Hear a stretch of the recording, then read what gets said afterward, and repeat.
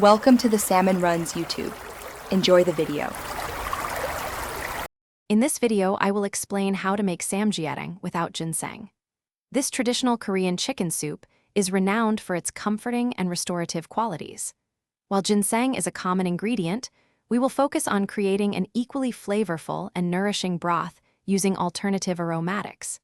Get ready to learn a simple yet satisfying recipe that brings warmth and deliciousness to your table, perfect for a cozy meal at home. First, let's prepare our main ingredient, a small young chicken weighing around 2 pounds. Rinse it thoroughly inside and out, trimming any visible excess fat. This step is crucial for a clear, clean broth.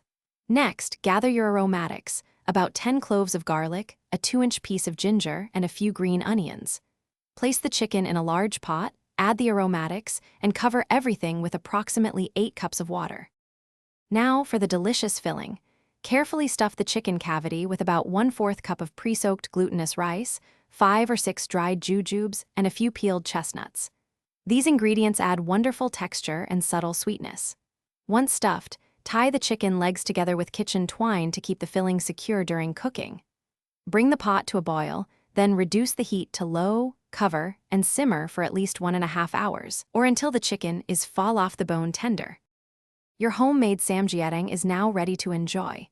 Carefully ladle the chicken and a generous amount of the rich, flavorful broth into individual serving bowls. Garnish each bowl with a sprinkle of fresh, chopped green onions and a dash of freshly ground black pepper. Serve this nourishing soup immediately, accompanied by a small dish of salt and pepper for dipping the chicken and some kimchi on the side. It's a truly comforting and satisfying meal. Thanks for watching. Consider subscribing if we helped you.